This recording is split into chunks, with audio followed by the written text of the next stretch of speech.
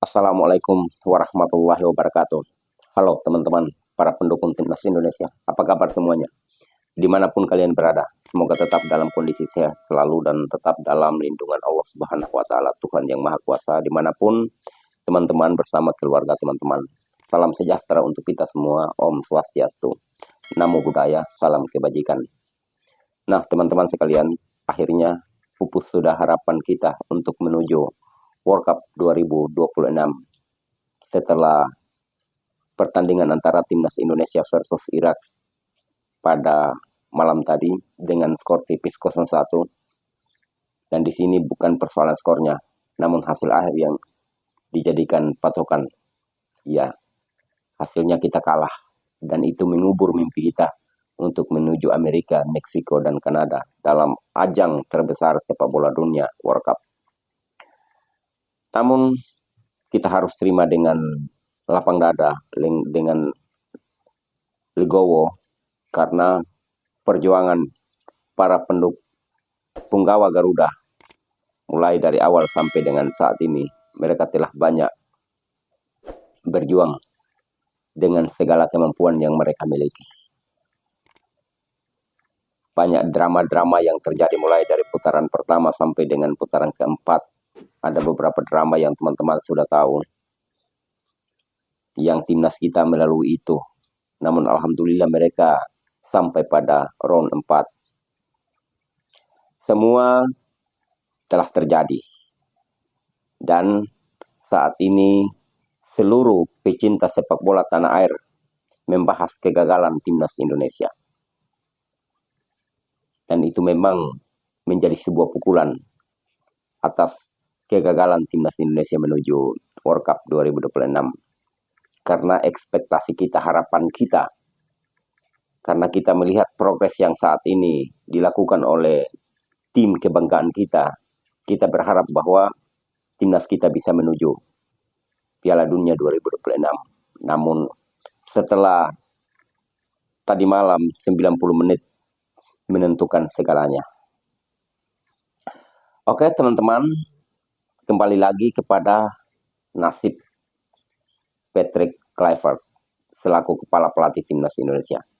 Tentunya semua orang akan kecewa dengan PK.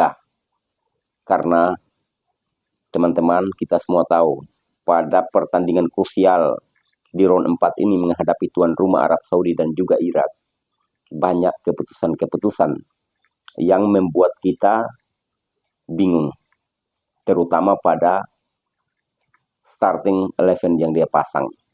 Pertandingan pertama menghadapi Arab Saudi membingungkan kita di saat dia menentukan 11 pemain pertama. Padahal sebenarnya menurut saya, mungkin teman-teman juga, pada pertandingan melawan Arab Saudi seharusnya mereka yang turun adalah pemain-pemain terbaik, 11 dari semua pemain yang di bawah. Namun apa boleh buat, yang dia turunkan adalah pemain-pemain yang boleh dibilang bahwa tidak sesuai dengan harapan kita. Bahkan Yaakob Sayuri pun turut memberikan kontribusi untuk menghadiahkan satu penalti kepada Arab Saudi. Karena pemilihan pemain tidak sesuai dengan ekspektasi. Tidak sesuai dengan harapan kita. Nah, berkaitan dengan pilihan pemain inilah merugikan timnas Indonesia. Syukur-syukur timnas kita masih mampu memberikan perlawanan dengan membobol gawang timnas Arab Saudi dengan 2 gol. Andaikan saat itu kita tidak mampu membobol gawang Arab Saudi, lebih parah lagi, lebih malu lagi kita. Padahal di zaman STY main di Arab Saudi, timnas kita mampu menahan imbang di kandang mereka. Setelah mereka datang ke Gelora Bung Karno, bahkan kita bantai mereka 2-0. Tapi di tangan Patrick Kluivert, timnas kita tumbang di kandang Arab Saudi. Nah, ini PSSI selaku federasi paling tidak harus mengevaluasi seorang Patrick Kluivert. bila perlu harus memperhatikan, dalam tanda kutip harus ada opsi pergantian. Karena memang misi kita bukan cuma saat ini saja. Nah, oke lah saat ini timnas kita gagal, tapi menghadapi Piala Asia, kalau memang konsep ini yang selalu dipakai terus, maka saya yakin dan percaya bukannya timnas kita akan selalu naik peringkat FIFA, namun turun terus. Kalau konsep ini yang selalu dipakai. Karena Patrick ini, kalau saya secara pribadi melihat, dia tidak punya starting 11 yang tetap. Setiap timnas kita bertanding, pasti ada semacam eksperimen. Dia mencoba untuk bagaimana memindahkan pemain-pemain itu, yang dari kiri dia taruh ke kanan, yang depan dia taruh ke belakang. Ikut maunya. Kalau yang saya lihat secara pribadi, karena tidak ada satu formasi pasti yang dia pakai. Ini yang merugikan timnas kita saat ini. Dan satu kata, dia harus dievaluasi. Apapun bentuknya. Namun kembali lagi kepada pihak federasi. Karena Peter Clever ini kalau tidak salah dikontrak sampai 2027. Tapi secara pribadi saya mau bilang bahwa semenjak timnas ditangani Peter Clever, belum ada perubahan.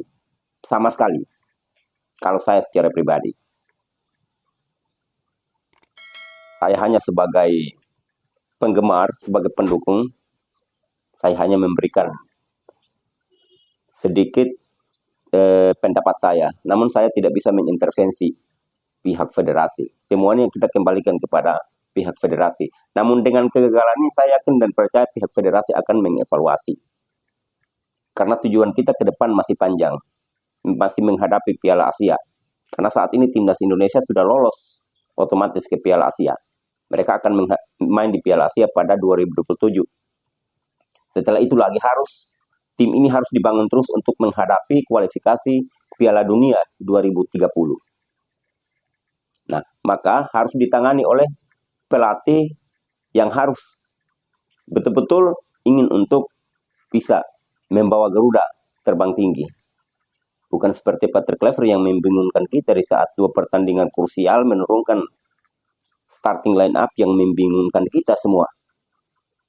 Padahal dari awal kita sudah berharap bahwa trio back Justin Hubner, Jay Ises dan juga Rizky Ridho harus dipasang. Terbukti pada saat melawan Irak, Justin Hubner hilang, akan tetapi dengan kehadiran Jay Ises dan juga Rizky Ridho, timnas Irak dengan susah payah berusaha untuk bagaimana membongkar pertahanan timnas Indonesia. Bahkan mereka frustasi. Nah itu teman-teman. Maka silakan tulis komentar teman-teman di kolom komentar, saya siap mendengarkan. Walaupun saat ini kita sudah gagal, namun saya berharap kepada teman-teman tetap dukung timnas kita. Timnas kita yang kita dukung, bukan federasi, bukan pelatih. Karena timnas milik kita, milik seluruh pecinta sepak bola tanah air, bukan milik siapa-siapa. Maka mereka sudah berjuang sejauh ini. Saya secara pribadi mengucapkan terima kasih banyak kepada El Capitano dan teman-temannya. Kalian hebat. Kalian yang terbaik, kalian berjuang dari awal sampai saat ini. Kalian yang terbaik. Lanjutkan perjuangan kalian. Kami tetap di belakang kalian. Walaupun saat ini kalian belum sempat untuk lolos ke Piala Dunia 2026. Namun yakin dan percaya suatu saat kalian akan membanggakan negara ini. Karena kalian akan lolos ke Piala Dunia dengan kerja keras kalian. Oke teman-teman, saya berharap walaupun kita sudah kalah, namun semangat kita untuk mendukung timnas kita jangan pernah untuk bisa berubah. Oke teman-teman, tetap dukung timnas kebanggaan kita. Kita Garuda.